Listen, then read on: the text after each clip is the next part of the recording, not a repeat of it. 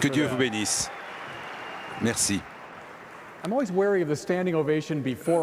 Vous savez, je suis toujours inquiet lorsqu'on se lève avant que je m'adresse à vous.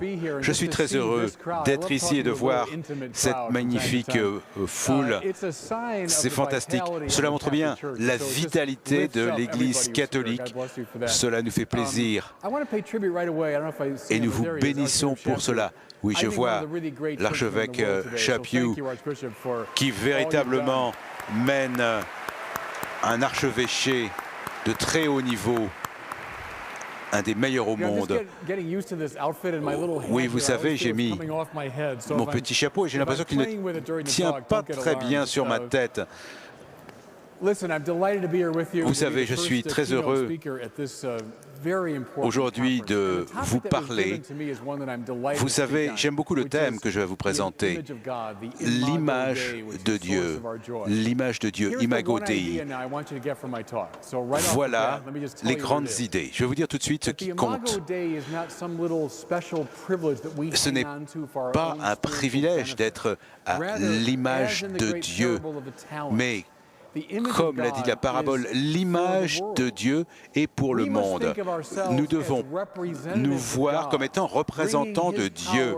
Nous apportons son pouvoir, sa sagesse, son cœur, son intelligence au monde. C'est notre mission, c'est notre responsabilité. Voilà sur quoi je vais élaborer aujourd'hui.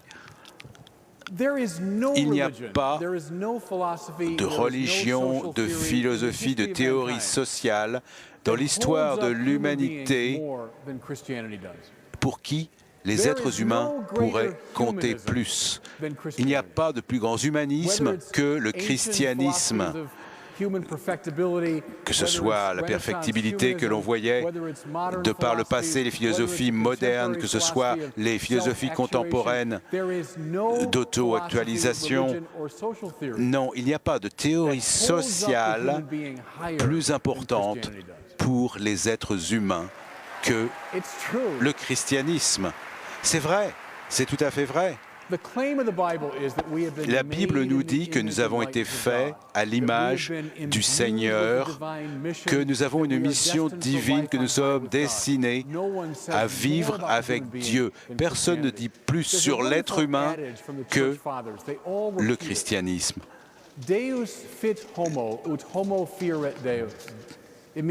Cela veut dire, en latin, que Dieu est devenu l'homme pour que l'homme puisse devenir Dieu. Qu'est-ce que cela veut dire? Dieu est devenu l'un d'entre nous pour que nous puissions partager. C'est ça, le christianisme. Imago Dei. Vous savez, on a parlé beaucoup d'athéisme. Dans la presse, dans les médias, on nous disait que Dieu est en compétition avec l'être humain et que nous allons obtenir moins de gloire. Marx, Freud, Sartre et tous ces philosophes, ces personnes nous disaient tous la même chose. Dieu est un concurrent à l'autoréalisation de l'homme. L'image biblique est différente. Les buissons ardents que Moïse voit, les buissons ardents qui ne se consument pas, bien qu'il y ait des flammes. Eh bien, Dieu irradie ces buissons irradient notre vie de la même manière. Et nous sommes proches, nous sommes radieux.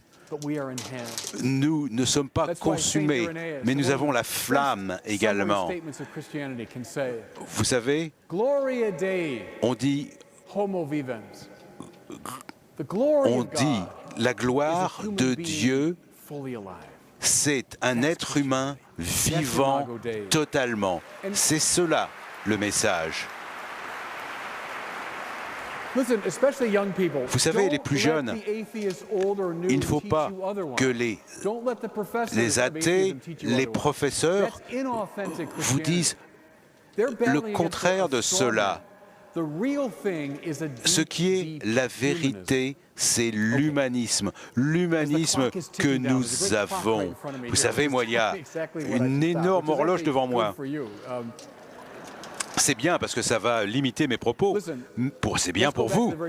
Mais repartons au départ. Les premiers chapitres de la Genèse. Voilà à quoi cela ressemble. Lorsque Dieu crée le ciel et la terre, eh bien, ce ne sont pas les anciens mythes de la création. Il n'y a pas d'acte de violence. Parfois, nous l'avons lu, un Dieu lutte contre un autre. Ce n'est pas cela, le christianisme.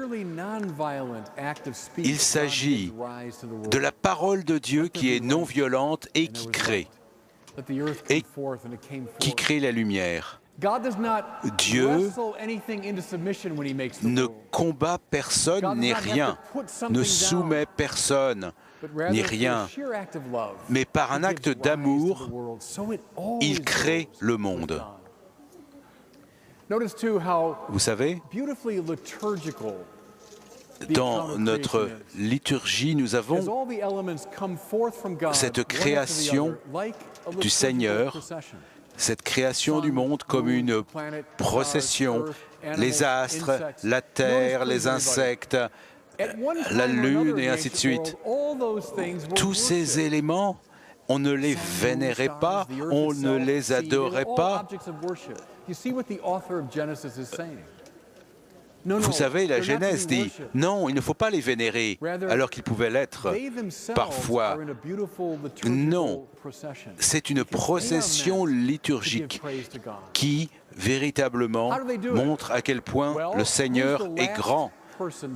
Donc, quel est le dernier élément dans cette procession liturgique? Les êtres humains.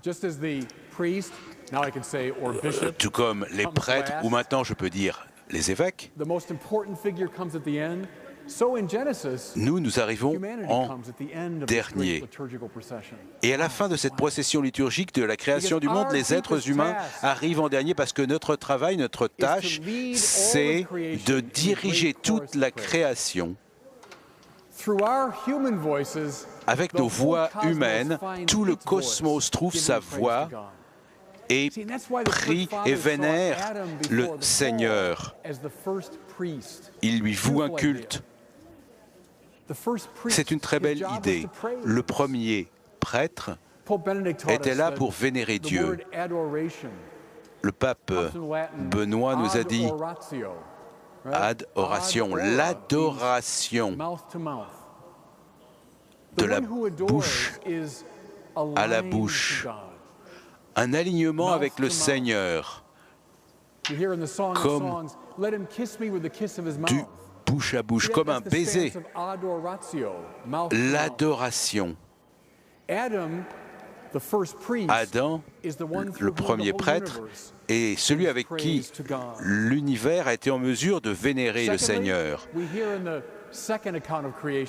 Nous avons un deuxième récit de la création où tous les animaux arrivent et Adam les nomme, leur donne un nom. Il les catalogue. Cataloguer, c'est-à-dire mettre dans différentes catégories selon leur intelligibilité. Le rôle d'Adam, de l'humanité, c'est d'être des scientifiques, des philosophes, de dire la vérité, de ne pas inventer la vérité, mais de cataloguer le monde créé par le Seigneur. Adam, en tant que prêtre, est prophète. Prophète, c'est quelqu'un qui dit la vérité. Et enfin, il est roi. Quel est le travail d'Adam dans le jardin? De s'assurer que le jardin soit beau, soit bien cultivé, soit d'une grande beauté. Et il y avait une mission. Et ça, on le sait, le monde entier devait devenir comme le jardin d'Éden où l'on véritablement vénérait le Seigneur. C'est une église militante qui marche, qui avance, qui fait en sorte que le monde ressemble de plus en plus à un jardin d'Éden. Vous savez, ça c'est une version un petit peu différente de celle de la Bible lorsque l'on parle de l'image de Dieu. Là, ça veut dire que l'on a une mission de prier le Seigneur, de dire la vérité selon la connaissance du Seigneur et d'apporter l'ordre au monde. Ça, c'est le travail que nous devons faire à l'image de Dieu. C'est notre mission. Alors, d'après la Bible, que se passe-t-il? Pourquoi tout cela ne se passe pas toujours bien? Il y a des compromissions avec l'image de Dieu. Plutôt que de vénérer Dieu, on vénère d'autres éléments. Plaisir, argent, richesse, honneur. Un théologien a dit, la seule chose que j'ai à demander pour comprendre, c'est qu'est-ce que vous vénérez? Qu'est-ce que vous vénérez? Quelles sont vos véritables valeurs, vos plus grandes valeurs qui vous tiennent à cœur? Et vous savez, on compromet l'image de Dieu de cette manière. Lisez l'Ancien Testament avec cette rubrique à l'esprit.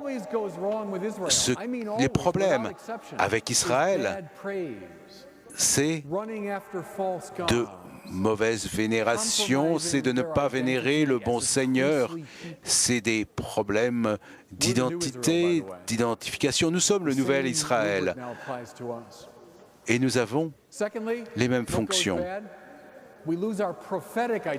Nous perdons notre identité prophétique. On arrête de cataloguer le monde selon l'intelligibilité et on invente des choses. L'homme invente. On projette des soi-disant vérités. Je reviendrai là-dessus. Et enfin, on n'est plus de bons rois. Notre religion devient privée.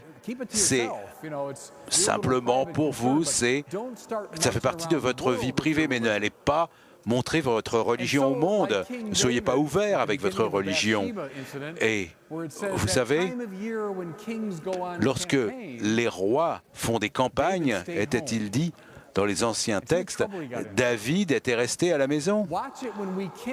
Alors, lorsque les rois commencent à faire des campagnes et commencent à privatiser la religion, attention. Avec ceci à l'esprit, je veux revenir à ces trois catégories et réfléchir à notre condition aujourd'hui.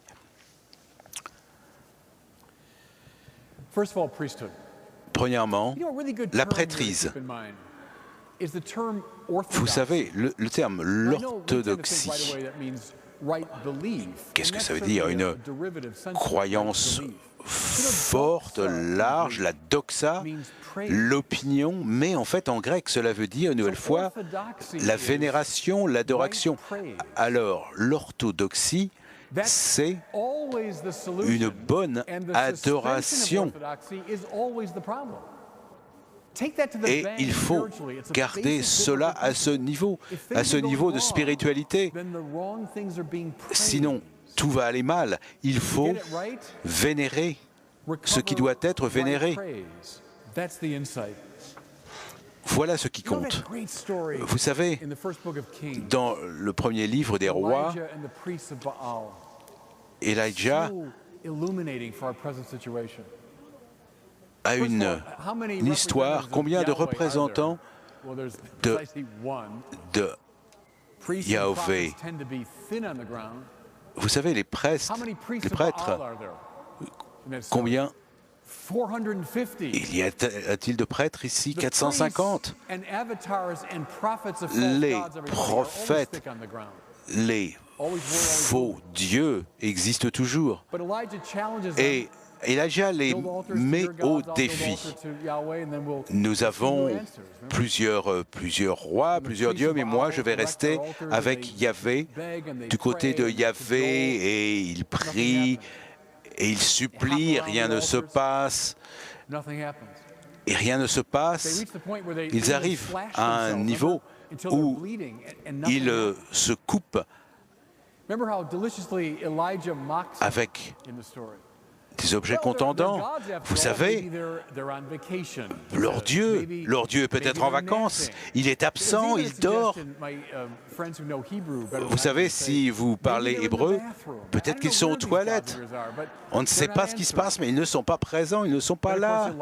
Et vous savez, Elijah, il appelle Yahvé, qui envoie le feu sur terre et gagne la bataille. Ça, c'est une histoire de compétition entre dieux. Pensez à l'autel. Pensez à l'autel où il y a tant de faux dieux. Les fausses vénérations et adorations qui existent. Je base ma vie, par exemple, sur la recherche de l'argent, de la richesse. C'est ça ce qui compte pour moi. Je supplie, et je suis prêt même à me blesser, à pécher, à effectuer des péchés pour satisfaire mon désir d'argent, de patrimoine, de richesse, et je passe ma vie à de fausses vénérations. La satisfaction, le plaisir, c'est cela qui compte pour moi, pour certains. Et à l'autel, une nouvelle fois, et si vous êtes des addicts à la pornographie, au sexe, au pouvoir, tournez autour de l'autel du pouvoir, beaucoup d'êtres humains font cela et se blessent ainsi durant ce processus. Elijah, lui, parle à un vrai Dieu, au seul Dieu qui peut satisfaire nos désirs. Nos désirs, notre désir le plus profond.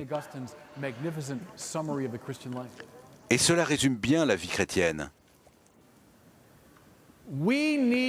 Nous devons enseigner notre culture, comment vénérer ce qui est digne d'être vénéré, et nous devons en parler à autrui. Il ne s'agit pas d'une question de vie privée. Nous sommes dans une société de plus en plus laïque.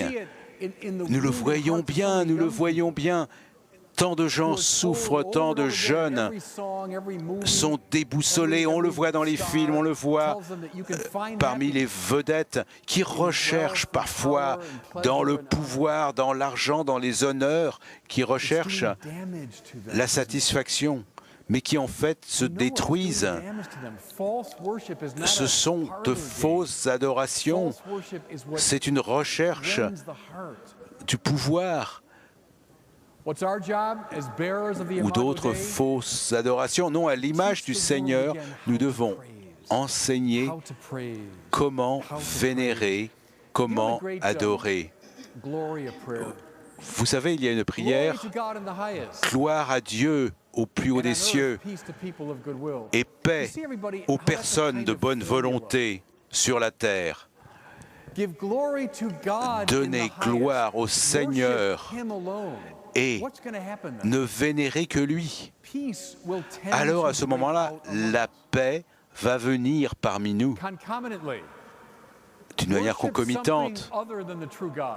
Si vous vénérez un autre Seigneur, eh bien, c'est la guerre que vous allez obtenir. Vous allez perdre l'harmonie, vous allez obtenir la cacophonie. Qui vénérez-vous? Vénérer le véritable Seigneur mène à la paix, ici et partout dans le monde. Une fausse adoration mène à la souffrance. Nous sommes à l'image du Seigneur et nous devons le vénérer de cette manière. Vous savez, il y a une scène magnifique avec nos papes qui sont illustrés, grandeur nature, comme le pape Francis, le pape Benoît, Jean-Paul II. Et il y avait à une époque Jean-Paul qui parle alors qu'il y avait encore le communisme qui régnait. Et il parle de prière, il parle de Dieu, il parle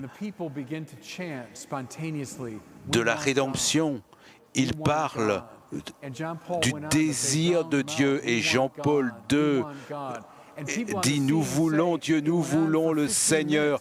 Et la population devant lui répète cela. Et les autorités communistes avaient un visage totalement ébahi de honte. Il supprimait les véritables adorations et vénérations. Et Jean-Paul II continue sa prière. Nous voulons le Seigneur, nous voulons le Seigneur. Et ça, c'est notre rôle public, notre responsabilité publique en tant que prêtres. Nous qui sommes à l'image du Seigneur.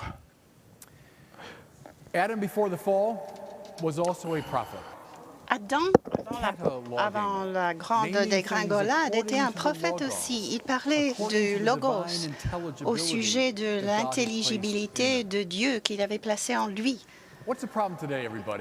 Quel est notre problème de nos jours? On le sait tous, on le sait fort bien. Qu'au lieu de cataloguer les choses et de leur donner des noms selon l'intelligence de Dieu, nous leur donnons des noms selon nos désirs, selon nos volontés, nous projetons nos propres fantaisies au monde et nous disons voilà comment ça doit être. Et en cela même, nous détruisons notre identité prophétique et notre mission prophétique. Nombreux d'entre vous ont vu ce genre de gnostisme. Et qu'est-ce que j'entends par cela? Je veux dire que, d'une façon ou d'une autre, le corps est infiniment malléable. C'est une chose que l'on peut modeler à volonté.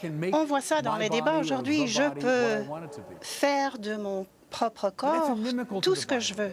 Mais cela va contre la Bible qui voit le corps imbibé de sa propre intelligence, imbibé de Dieu. C'est le respect de Dieu et le respect de la raison qui donne lieu à la bonne parole. Pensez à notre système aujourd'hui qui est tellement dominé par une certaine réalité et notre volonté de faire ce que nous voulons. Pensons par exemple à Nietzsche. Sa volonté au pouvoir, c'est moi qui détermine ce qui en sera. Ne me dites pas ce à quoi je dois penser. C'est moi qui en fera une vérité. Jean-Paul Sartre, existentialiste, qui était à un moment donné le niveau le plus haut d'intelligence et qui est parvenu à imbiber toute la culture. Et je pense que tous les jeunes aujourd'hui ont une idée sartrienne de la volonté, c'est-à-dire que la volonté précède toute création, c'est-à-dire que c'est moi qui me fais ma propre réalité. C'est moi qui me nommerai moi-même, c'est moi qui dira ce que je suis et qui je suis. Vous pensez que c'est une abstraction philosophique seulement?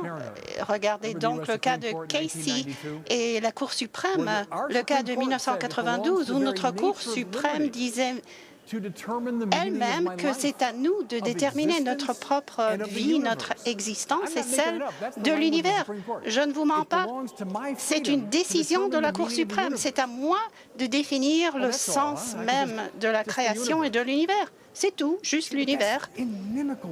Cela va contre la philosophie de la Bible. Ça va contre la mise en catalogue.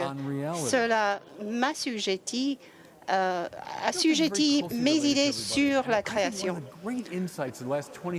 L'une des choses qu'il faut bien comprendre aujourd'hui par le théologien dominicain Servan Pinkers, qui parlait de la création, il fait la distinction entre deux sortes de liberté.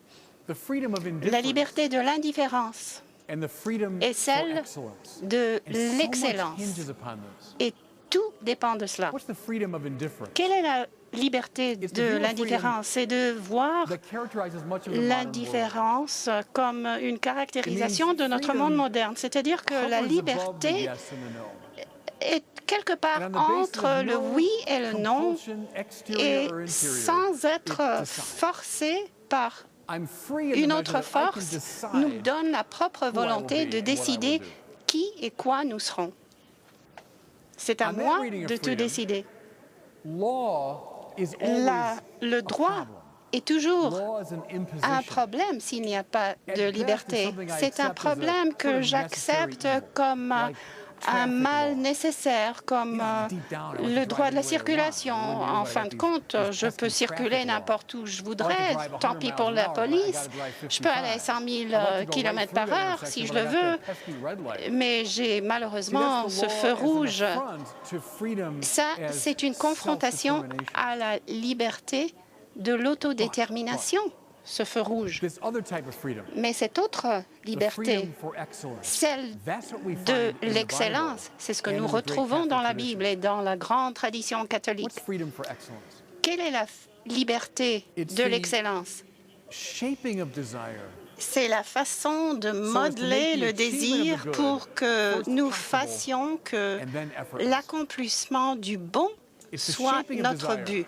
C'est-à-dire de modeler le désir pour que le bon soit disponible sans effort. Je suis là devant vous aujourd'hui en tant que parleur de la langue anglaise. Et ça prédétermine le fait que je peux dire ce que je veux. Mais non, dès le temps où j'étais un enfant, j'ai absorbé des règles de syntaxe, de synthèse, de grammaire, de vocabulaire. J'ai lu de nombreux maîtres de la langue anglaise et tout cela a maîtrisé mon désir et je suis devenu libre de parler la langue anglaise. Est-ce qu'il y a des gens qui jouent au golf ici? Je suis l'Américain terrible, typique. J'aime jouer au golf, mais je suis terrible. Quelle est la meilleure façon d'enseigner le golf à un enfant? Tiens, voici ta balle et tu n'as qu'à faire ce que tu veux avec. Exprime-toi, fais ce que tu veux. Avec ton bâton, pousse-le à droite, à gauche. Vous riez parce que vous comprenez. J'ai joué au golf pendant très longtemps avant même que quelqu'un me montre comment ça marche. Je jouais plus ou moins au golf. Et ensuite, j'ai abandonné parce que j'étais tellement mauvais. Et quand j'avais 45 ans, plus ou moins, un homme qui était très gentil, qui était un professionnel, m'a montré comment jouer. Il a offert de m'aider. Est-ce que je peux faire quelque chose pour toi? J'ai dit oui, tu peux m'enseigner à jouer au golf. Alors, on est allé à une petite course et il m'a montré comment jouer au golf. Et son visage me disait, où est-ce que je commence avec cet homme? Il m'a montré toute une liste d'exercices. Il a mis 3 petites balles sous mon pied droit pour avoir l'équilibre. Il m'a dit, tu n'as pas l'équilibre et c'est pour ça que tu n'arrives pas à faire ce qu'il faut.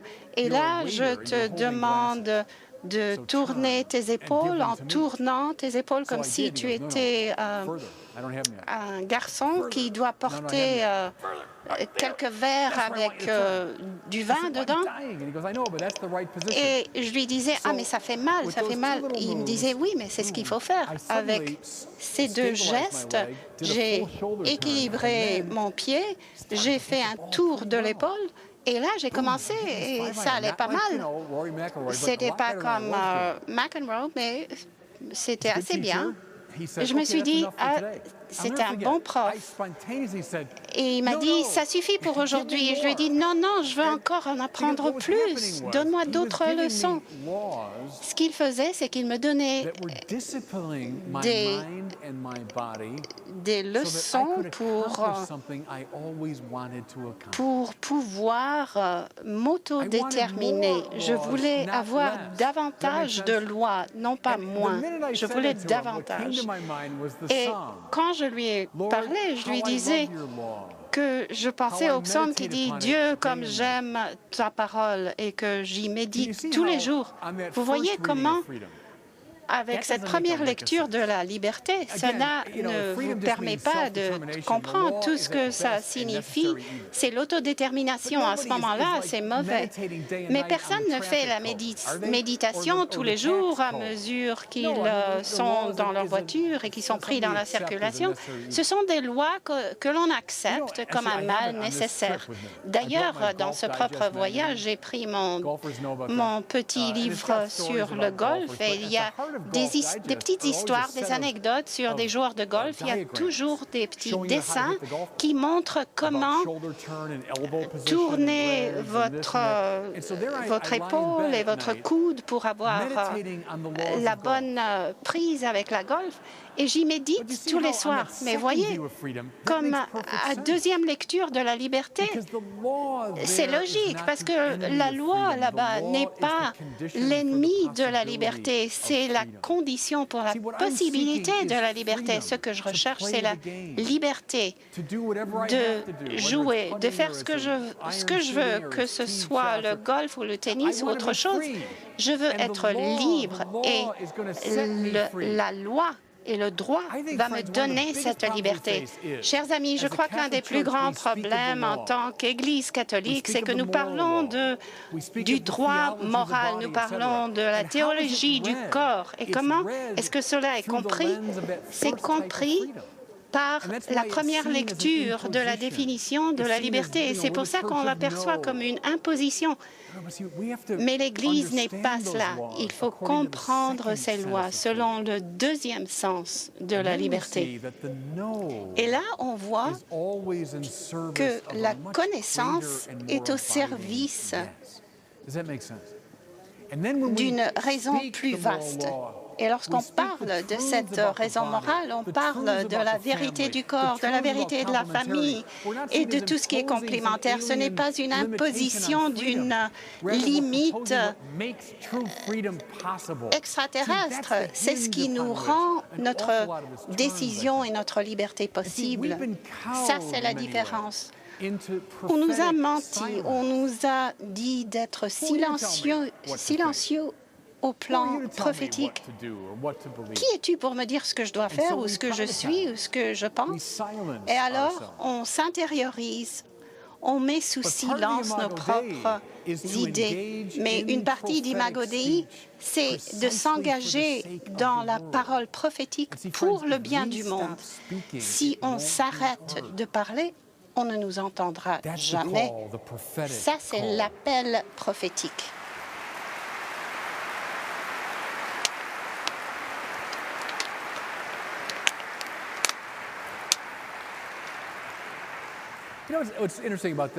Ce qui est intéressant, c'est que toutes ces distinctions ouvrent toutes sortes de portes. Je dis toujours à mes interlocuteurs, en ce qui est question de religion, de moralité, c'est à moi de prendre ces décisions. Est-ce que vous acceptez ce genre de logique à tout ce que vous prenez au sérieux? On peut très bien comprendre que la réponse est non, de façon évidente. Allez, va jouer au golf, fais ce que tu veux. C'est toi qui décides de la façon dont tu veux jouer. Personne ne le fait. Joue au violon, bon, fais ce que tu veux, prends ton violon et vas-y. Personne n'accepte cette logique, fais ce que tu veux. Fais comme tu veux, fais où tu veux. On aime le droit. Nous vénérons la loi. Nous aimons ceux qui nous parlent et qui nous donnent des lois. Voici la base de notre prophétie, le fait que l'Église parle de façon claire sur certaines questions morales et qu'ils utilisent la philosophie du mal. Il existe des objectifs et il faut le répéter au monde qui est devenu sourd. Mais voilà une chose. Les églises ont une demande très extravagante. Ils revendiquent non pas la médiocrité spirituelle, n'est-ce pas? Pas moi, de toute façon. Jésus disait, « Sois parfait comme ton Père saint est parfait ». L'Église n'est pas là pour accepter le médiocre. L'Église est là pour former des saints. C'est pour cela que nous avons une image prophétique et forte de la parole. Mais cette demande extravagante va ensemble avec une miséricorde profonde. Et voilà, le pape François, dans tous ses discours sur la miséricorde divine, il a raison, il a raison, il a raison. Les demandes extravagantes de l'Église sont accouplées avec une miséricorde tout aussi formidable. Il y a des années, quand j'étais jeune et j'étais séminariste, nous parlions de la confession et mon professeur me disait, si quelqu'un vient se confesser, s'il dit « j'ai commis un meurtre », votre réponse devrait être « combien de fois ?» Vous comprenez ce qu'il disait? C'est qu'on ne doit pas dire « Oh mon Dieu, je quitte le confessionnal ». Non, la miséricorde est extraordinaire. Même s'il a dit que j'ai commis 20 meurtres, est-ce qu'il est vraiment dans le repentir sincère? Est-ce qu'il cherche la miséricorde de Dieu? Et à ce moment-là, l'Église la lui donnera. L'extravagance de la demande va ensemble avec l'extravagance de la miséricorde. Ne mettez pas de fossé entre les deux. Ne vous attendez pas à une une équation égale. Si je demande trop de miséricorde, non, alors là, je ne peux pas demander trop de perfection. D.K. Chesterton, dans l'orthodoxie, a une grande réflexion à ce sujet. On ne dit pas Jésus est un peu humain, un peu divin. On ne dit pas plus vous parlez de divinité, vous devez parler moins de l'humanité, ou le contraire. Dans ce qu'on dit, c'est que Jésus est pleinement humain et pleinement divin. Et ça donne le ton pour la logique du catholicisme à travers les siècles. Nous aimons le rouge et nous aimons le blanc et nous avons une haine saine du rose. On n'aime pas les compromis, les mélanges. On a le rouge et le blanc et les deux sont des drapeaux qui montrent l'amour et la miséricorde en même temps. Ça, c'est la parole prophétique de l'Église.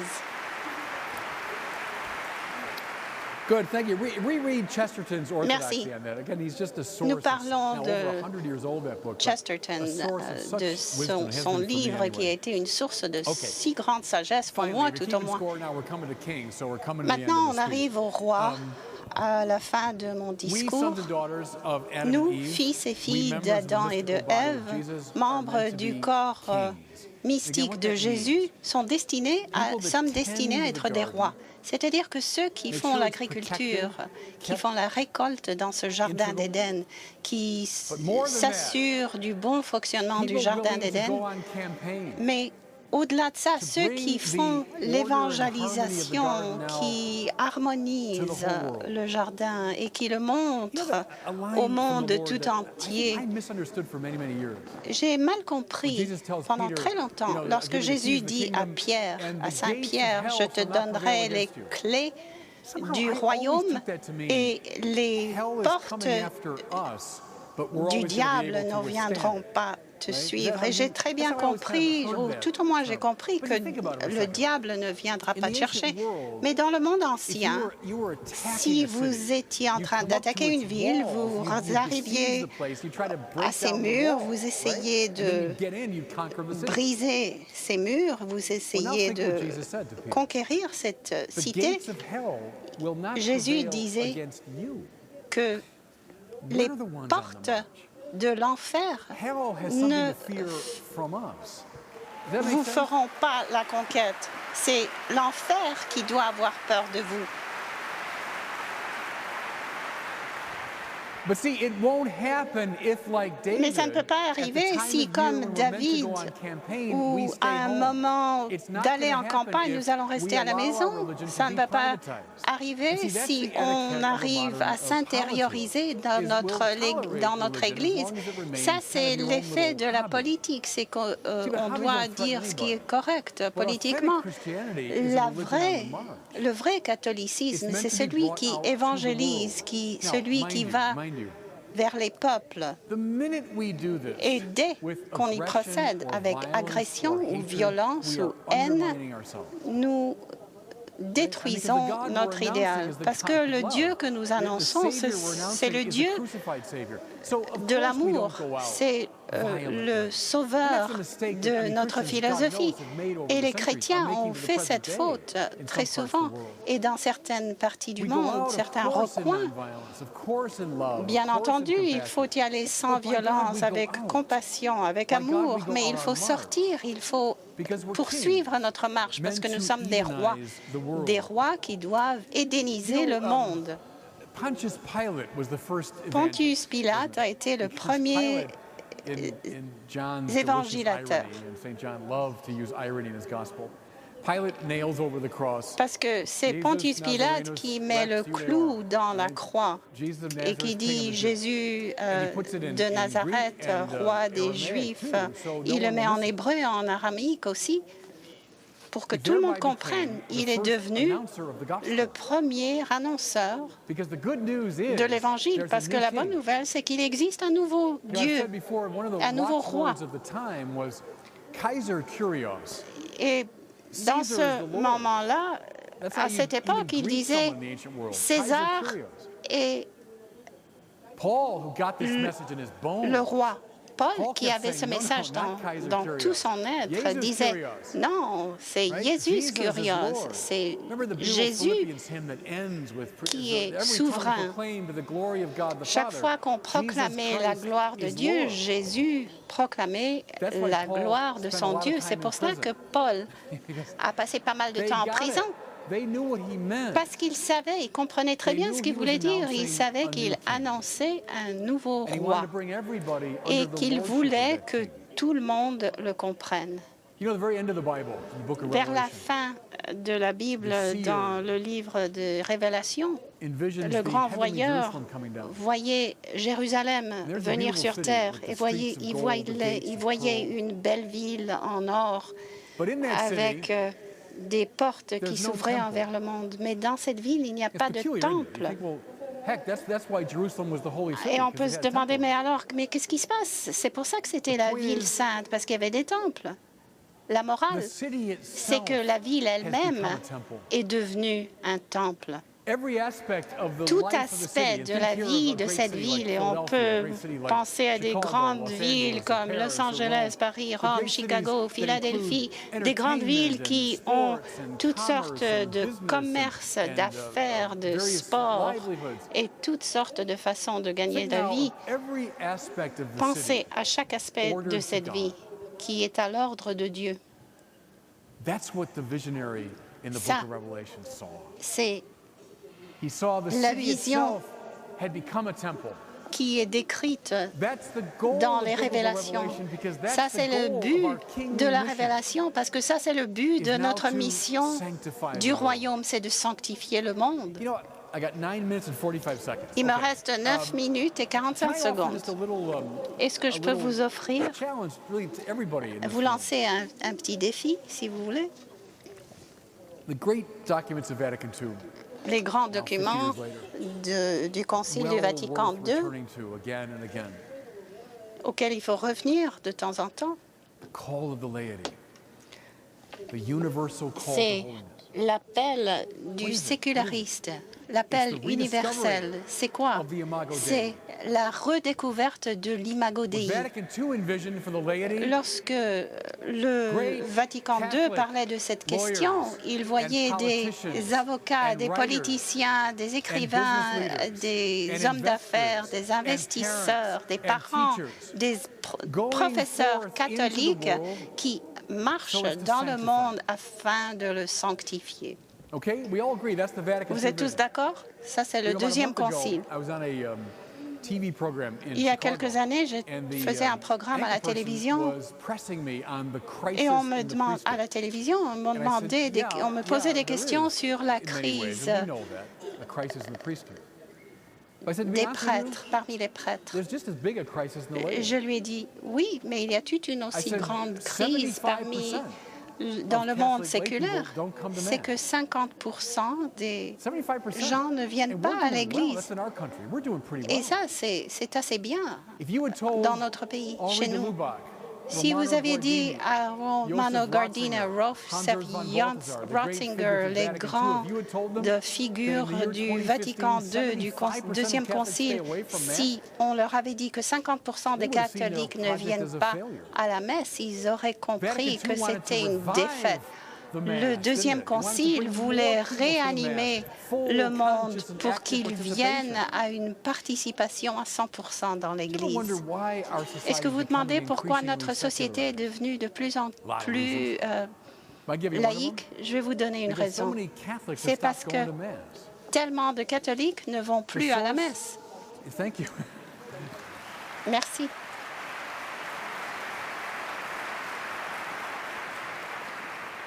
La source et le résultat de notre vie catholique, c'est que nous n'allons pas à l'Église. Et c'est pourquoi la société perd sa spiritualité, parce que nous, et ça je vous lance comme un défi, nous, dans un grand contexte, nous avons perdu notre sens de mission, à savoir comment sanctifier le monde. Et maintenant, j'aimerais conclure avec la famille de façon plus directe. C'est une vérité fondamentale sur la famille catholique que la famille est la cellule de base de la vie. Voilà ce que je voudrais vous dire. Cela signifie beaucoup plus qu'en termes numériques ou sociologiques. Cela est compris comme un sens philosophique et théologique. Voilà ce que signifie l'Église. La famille est l'endroit où l'imago Dei est sanctifiée, où elle est animée, elle prend son plein sens de la vie, où on nous enseigne d'être des prêtres, des prophètes et des rois, les familles qui prient ensemble, qui vont à la messe ensemble, les parents qui font la bénédiction à leurs enfants avant d'aller se coucher. Cette culture en est une qui comprend la vénération, et cette génération peut enseigner la vénération dans le monde.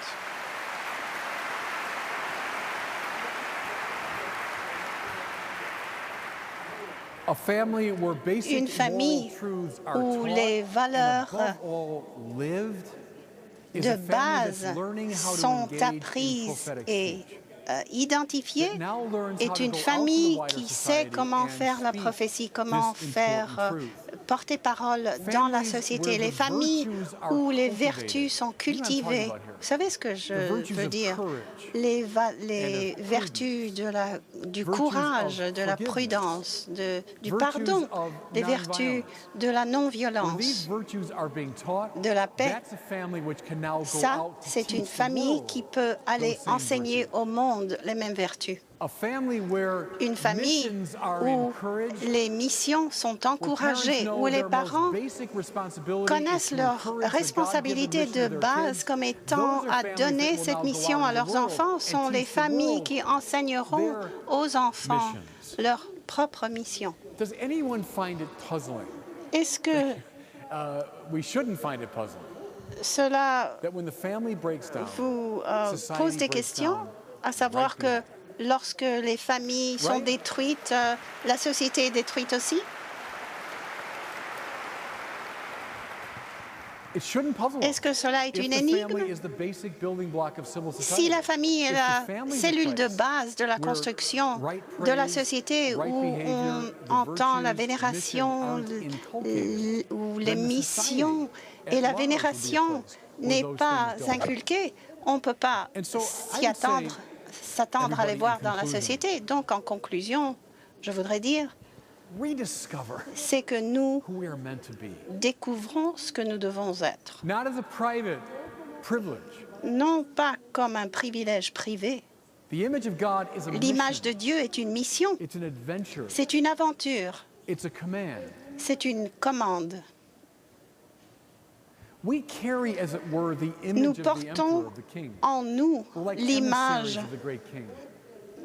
du roi et de l'empereur. Et c'est à nous de porter cette image à l'extérieur, dans le monde. Faites-le avec confiance en tant que prêtre, en enseignant la vénération, en tant que prophète, en parlant la vérité. Et faites-le en tant que roi dans vos missions, dans votre marche. Et que Dieu vous bénisse.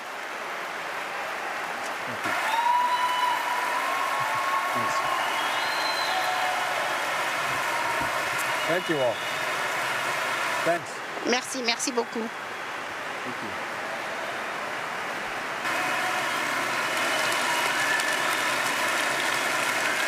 Thanks. Merci. Thank you all. Merci à tous.